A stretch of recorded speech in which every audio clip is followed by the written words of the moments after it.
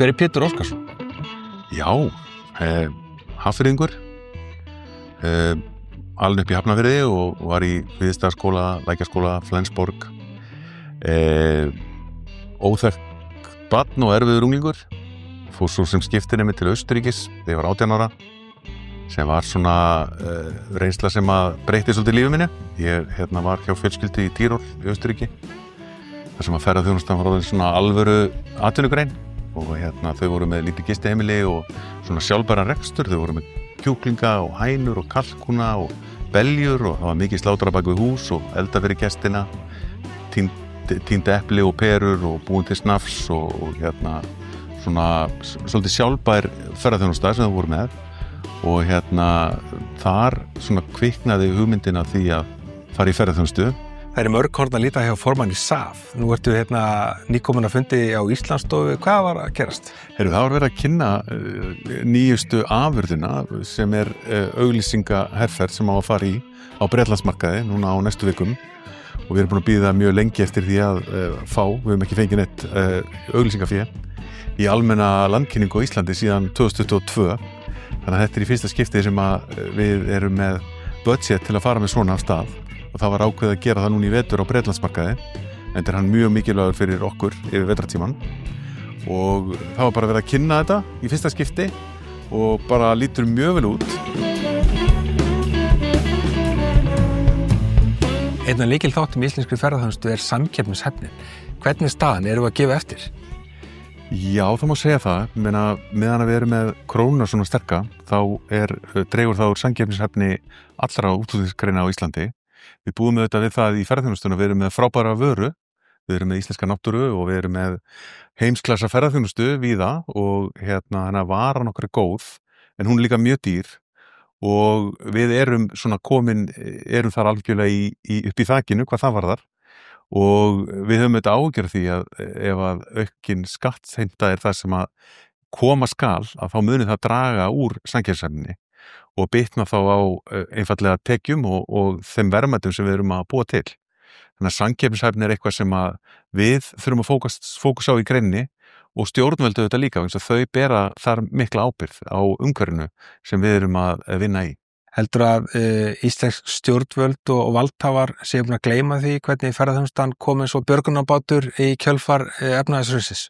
Já, ég held það og ég held að hún sé fyrir mörgum einfallega orðin of sjálfsögð og menn bara treysta því og hún verði hér aldur og ævi og geti endalaust skila verðmæti, en hún gerir það auðvitað ekki nema við sinnum henni vel og það sé hlúð að henni og rekstrarumhverfið sé gott.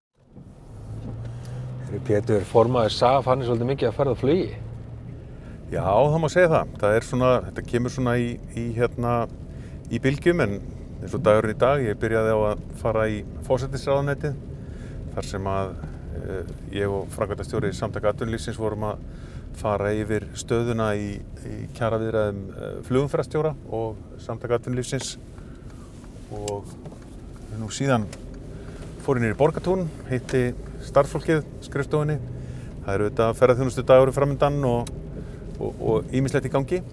Hagsmunagæsla fyrir ferðaþjónustuna, hún skiptir mjög miklu máli. Já, það ótt að segja það og þetta stór grein og margir sem starfa við hana og bara miklir hagsmunir í húfi, bæði fyrir greinina og síðan bara fyrir Ísland. Ertu búin að læra allt sem hægt að læra ferðaþjónustuna eða ertu að læra eitthvað nýtt á hverjum degi? Ég að læra eitthvað nýtt á hverjum degi og ekki síst í þessu hlutverki mínu sem formaður. Maður hittir mikið af fólki í bransanum og fólk sem að vinna í stoðkerfinu í kringum greinina og fólk sem að þjónusta greinina og ég bara bókstaflega að læra eitthvað á hverjum degi. Það bara þannig. Þú ert formaður í samtökum ferðaþjónustunnar sem eru 26 ára gömul samtök. Við vorum stofnfélagar í samtökunum á sínum tíma og munum tíman áður en að samtökin eru til, hversu erfitt það var að koma hagsmunum og svona sín ferðaþjónustunnar að í öllum málum. Þannig að maður hefur upplifað svona hvernig samtökin hafa vaxið og vaxið með greininni og styrkst. Styrkur samtakanna liggur líka í öllum þeim hundruðum félagsmanna á öllum stærðum og gerðum landa allt. Algjörlega. Það bara ómetanlegt að eiga við eigum land allt alveg bara frábæra félagsmenn sem að líka mikilvægt að vera og heyra í og vera í sambandi við. Það að fylgjast vel með í greininni í gegnum þá. Bæði hringi ég sjálfur og spyr frétta og svo fæ ég líka bara símtöl sem hringja í mig reglulega og bæði til að stappa mig stálinu en líka stundum til að skamma mig sem bara líka gott. Þetta er góður klúbbur að vera í. Alveg geggjaður. Frábær. Við erum mættir á Grensásveginn. Pétur, þú fengir að vera ráðherra ferðamáli í 1 sólarhring. Hvað myndirðu gera? Ég held að ég myndi byrja á því að fara niður í fjármálaráðuneyti og setjast þar yfir þá sem að sitja þar með Excel-skjölin og að taka ákvarðanir og koma með hugmyndir hvernig nýja skatta á ferðaþjónustuna. Það er mjög auðvelt að sitja við Excel-skjöl og uppreikna einhver hækkuð verð og aukna tekjur á ferðaþjónustuna. En það er ekki þannig í raunveruleikanum. Ég myndi vilja fara þangað niður til svona aðeins til þess að raunveruleika tengja þá sem þar sitja. Það er auðvitað þannig að svona frá 2016 erum við búin að vera í ferðaþjónustunni að glíma við ýmsar skattahugmyndir sem að margar koma úr fjármálaráðuneytinu. Þannig að ég held að ég myndi byrja þar og svona taka morgunkaffi og jafnvel vera bara alveg til hádegis þar áður en ég færi að sinna svona öðrum málum sem að tengjast ferðaþjónustunni þá meira. Mætti segja að fjármálaráðuneyti væri stundum eins og nýsköpunarráðuneyti vegna þess að það er alltaf að koma nýjir og nýjir skattar. Já, það má segja það og mér finnst í raun svolítil synd þegar ég horfi á kollega mína sem eru í formenn og í svipuðum samtökum og ég er á Íslandi þegar ég horfa þá til dæmis í Þýskalandi og Austurríki þar sem ég fylgist nú mjög vel með að þar eru samtök eins og okkar að fylgjast mjög mikið og sinna svona framþróun greinarinnar. Það verið að halda ráðstefnur gervigreind og svona takast á við framtíðina. Meðan við erum mjög mikið að glíma svona við mannanna verk. Það fyrir gríðarlega orka hjá samtökum eins og okkar. Bara að taka rökræðina við stjórnmálin nýjustu skatta og gjaldahugmyndir. Það eru svolítil vonbrigði að þurfa að vera þannig á Íslandi. Finnst þér vera sátt ferðaþjónustu á Íslandi? Já, mér finnst okkur hafa bara tekist vel til. Það reyndi mikið á þetta þegar ferðaþjónustan svona sprakk út eða blómstraði myndi ég vilja segja frá árunum 2013 til 2018. En okkur hefur tekist vel til. Það er búið að fjárfesta gríðarlega mikið í innviðum og bæta aðstöðu mjög víða land, gegnum framkvæmdasjóð ferðamannastaða, landsáætlunum uppbyggingu innviða.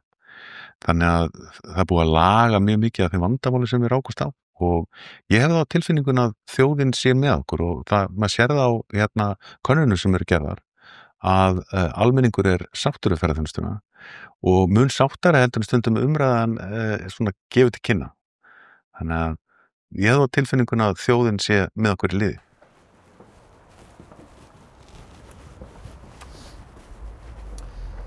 Fínasta veður. Geggjað, frábært. Þetta er nú oft svona hérna í miðbæ Hafnarfjarðar. Við erum hérna í skjólinu af hrauninu og svona og bara fallegu bær. Já, dásamlegur sko. Hvergi er annars að vera en hér? Nei, ekki svona til að lifa og búa sko. Það er gaman að fara við það en það er best að vera hér, best að búa hérna. Hvar er uppáhaldsstaður Péturs Óskarssonar á Íslandi? Sko, það er nú Árneshreppur á Ströndum. Það er svona, ég hef verið þar bara hverju einasta sumri síðan að ég fæddist eiginlega. Og þar svona liggja rætur mínar að hluta til, móðu megin. Og það er uppáhaldsstaður minn, ég verð að segja það. Þar sem vegurinn endar? Já, þar sem vegurinn endar, en við segjum nú þarna fyrir norðan, það er þarna sem vegurinn byrjar. Það er svipað með ferðaþjónustuna? Já, ég held við séum á bara ennþá á svolítlum byrjunarreitt og á stórkostlega tækifæri. Ef við viljum, ef stjórnvöld vilja grípa gæsina með okkur.